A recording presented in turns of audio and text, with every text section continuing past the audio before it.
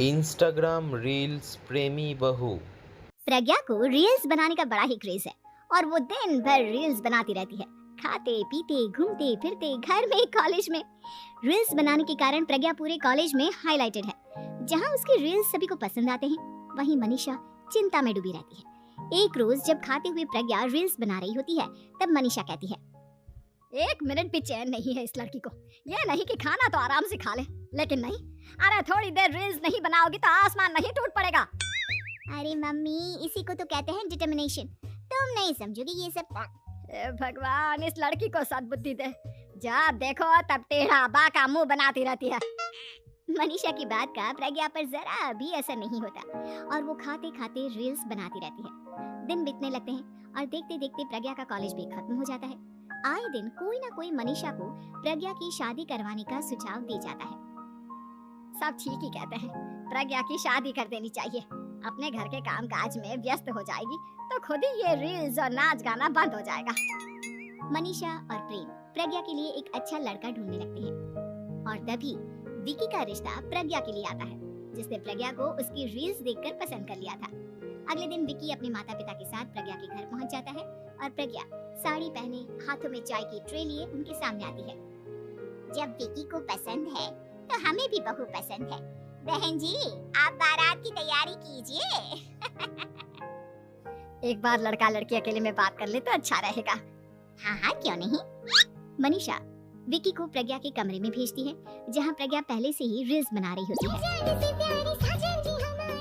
तभी विकी कहता है, आ गए आपके साजन जी। हमारे साथ ये रील्स कंप्लीट करती तो और भी अच्छा रहता। अच्छा जी, अब आ ही गए हैं तो बना ही लेती हूँ आपके साथ। दोनों मिलकर रील्स बनाते हैं। जब वी मीट और तुरंत पोस्ट भी कर देते हैं। फिर विकी कहता है, जब आप साड़ी में चाय लेकर आई तब मुझे लगा कि कहीं मैं गलत घर में तो नहीं आ गया। अब सही है।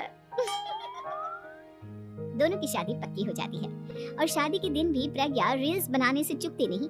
यहाँ तक कि बारात के समय भी नाचते हुए रील्स बनाती है। सभी लोग प्रज्ञा की तारीफ के पुल बांध देते हैं और प्रज्ञा नाचती गाती अपने ससुराल चली जाती है।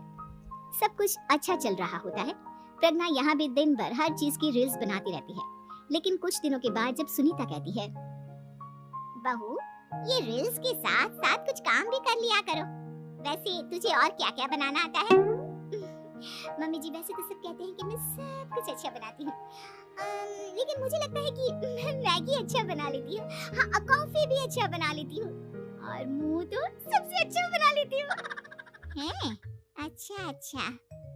सुनीता अपना माथा पकड़ लेती है और कहती है, बहू, कुछ खाना बनाना भी सीख लेती। मम्मी जी, मैं लंबी प्लानिंग कर रही हूँ। जल्दी ही मैं इतनी फेमस हो जाऊंगी कि मुझे पैसे मिलने लगेंगे।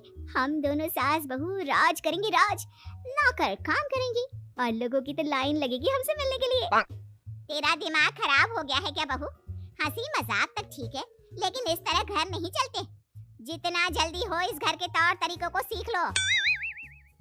प्रज्ञा मुंह घुमाकर चली जाती है और तुरंत उसी वक्त एक रील बनाती है। ये देख सुनीता का गुस्सा 7वें आसमान पर चला जाता है और विकी के घर आते ही सुनीता उसे सब कुछ बताती है। विकी भी अब प्रज्ञा की इन हरकतों से परेशान हो जाता है। तुम टेंशन मत लो मम्मा, मैं देख लूंगा। विकी कमरे में जाता है तो देखता है कि प्रज्ञा रील्स बना रही है। विकी बड़े ही प्यार से प्रज्ञा से कहता है, प्रज्ञा, इन सब के लिए मैं तुम्हें मना नहीं कर रहा हूँ, लेकिन फिर भी हर वक्त तो ये अच्छा नहीं लगता ना। समझने की कोशिश करो, मुझे भी तुम्हारा थोड़ा वक्त चाहिए। मैं जब ऑफिस से आता हूँ तो मुझे समय देने की जगह इसी में लगे रहते हो। तुम ज्यादा ही सोच रहे हो। तुम भी मेरे साथ रील्स बनाओ ना, तुम्हें भी बहुत अच्छा लगेगा। तुम्हें इज्जत से कोई बात समझ में नहीं आती क्या? दिमाग खराब हो गया है तुम्हारा इस चकाचौंध से। अगर तुमने अपना रवैया नहीं बदला तो मैं तुमसे दूर चला जाऊंगा। तुम ही रिश्ता लेकर आए थे, मुझे लड़कों की कमी नहीं थी और ना आज है। विकी दरवाजा पटक कर चला जाता है। धीरे धीरे विकी प्रज्ञा से दूर होता जाता है। एक रोज मनीषा प्रज्ञा के ससुराल उससे मिलने जाती है। तब सुनीता उससे कहती है, बहन जी, अब आई हैं तो कुछ दिन यहाँ रहकर जाइएगा, आप ही का घर है। हाँ मम्मी, बहुत दिन हो गए तुम्हारे साथ एक भी रील नहीं बनाई मैंने। प्रज्ञा तुरंत अपने फोन में रील्स ऑन कर लेती है। ये सब मुझसे नहीं होता। तेरा ये भूत अभी तक नहीं उतरा क्या? बहन जी, आप कुछ कहती नहीं क्या इसे?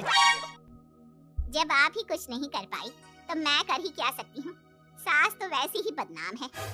शाम को घर की लाइट चली जाती है और मनीषा प्रज्ञा से कहती है, मेरे घुटनों में बहुत दर्द हो रहा है, तू लाइट का कुछ इंतजाम करना बेटा। अच्छा, कैंडल जला देती हूँ मम्मा। प्रज्ञा गाते हुए कैंडल जलाती है और खिड़की के पर्दे के पास रख देती है। मनीषा, जिसे बहुत दर्द हो रहा है, वो सो जाती है और प्रज्ञा हमेशा की तरह अपने रील्स में लग जाती है। उधर कैंडल की वजह से पर्दा आग पकड़ लेता है और मनीषा के कमरे में आग लग जाती है। बचाओ, कोई है, बचाओ! सभी भागते हैं और विकी कमरे की आग बुझाने में लग जाता है, लेकिन तब तक मनीषा आधी जल चुकी थी। मनीषा की हालत देख प्रज्ञा रोने लगती है। विकी मनीषा को तुरंत हॉस्पिटल ले जाता है और उसे एडमिट कराता है। विकी प्रज्ञा से कहता है, देख लिया ना, तुम्हारे इस नाच गाने की वजह से आज तुम्हारी माँ की जान जाते जाते रह गई। अब पता नहीं तुम और क्या चाहती हो। उधर डॉक्टर कहते हैं, इनकी हालत बहुत नाजुक है, आधे से ज्यादा जल चुकी है। प्रज्ञा रोती हुई मंदिर में जाती है और भगवान के आगे जाकर कहती है, भगवान, मेरी माँ को ठीक कर दो, मैं कसम खाती हूँ हाथ से ये रील्स बनाना छोड़ दूंगी, बस मुझे मेरी माँ वापस मिल जाए। 2 दिन बीत जाते हैं और मनीषा खतरे से बाहर आ जाती है। पेशेंट अब ठीक है, आप लोग उनसे मिल सकते हो। सब कोई मनीषा से मिलता है और प्रज्ञा सबके सामने अपना फोन तोड़ देती है। मुझे माफ कर दो मम्मा, मैंने तुम लोगों की बातों को नजरअंदाज किया। बेटा, कोई भी चीज जरूरत से ज्यादा खराब है। मैंने तुम्हें रील्स बनाने से कभी मना नहीं किया, लेकिन हर वक्त एक ही चीज तो सही नहीं है। मैं समझ गई हूँ मम्मा, आई एम सॉरी। प्रज्ञा उस दिन से रील्स बनाना छोड़ देती है और पूरी तरह से अपने घर में लग जाती है।